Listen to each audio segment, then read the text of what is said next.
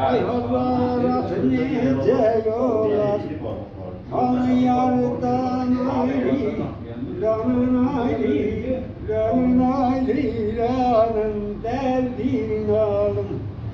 Kim keder bir gurbete düşer, aman aman aman.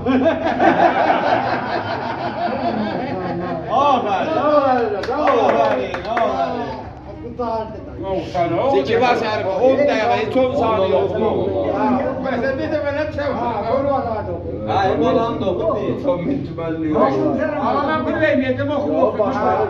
Vermedim ama. Ondan bu terananı kurtaracağım, iki terane. Adam ben özüm bahçılam bak diyeceğim. Ay sağ ol. Yetişer yetişir. Ay sağ ol. Şimdi yetişmez. Ha, indi geçmez, yardımcılık.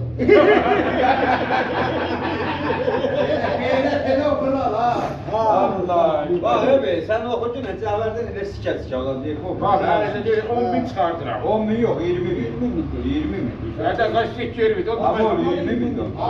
Üzerinden bak. Bağdasına doğru. 20 bin. 10 bin.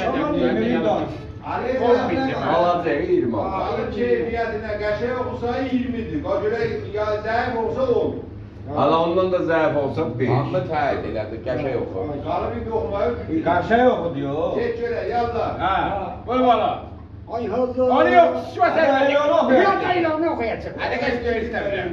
Havasın okudu. Yarasın orada, ne geçiyor? Hayır istemem. Okumama veriyorum bak. Yok hocam. Abi niye böyle? Abi, Hey. Ya içilik de de. Daha şey icazet verirseniz okuyacağım. Okumadım. Yok, sıçanma alır alacağım. Koy tapsın. Motor istedim zaten, ben yine. Şey yok. Dersi de öldürür. Çiriflerinde de tamam. Bizde değil, Not. türlü mecburen, şey. Yok, bir de kıyık olur. Ha geç. Vallahi ağzına yok ha. Kardeş yok. Hani de ki 10 bin verir, sen daha da istemiyor. Yok, öyle yardımcılık. Yok Okuyabilirim, ilminde biliyorum. Yok hakarat Söyleşersem daha vereceğim, okuyayım. Düzen 90 akşama dese vereceğim. Hayır olur. Biraz bir tane denizim var. Birer bir her. İstanbul okuma bir yani. Koşarsan İstanbul'u, İbrahim Tatlıses'te. Niye? Ya bu İbrahim Tatlıses'i okuyamıyor ki. Bu meydana geçiyor. Başkentlileri yok. Yani ben artık mehrumum siz İbrahim Tatlıses'te. Hakarattan sonra ne okusar okuma. Hazaratı geçerken. Yok. Ayrıca hakarattan sonra ne okusar Merzanlar okur. Onu bilmez. Gülü gülü tuman oku.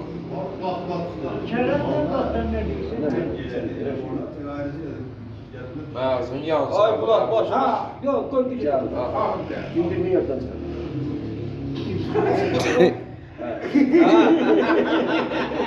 Adından çıx.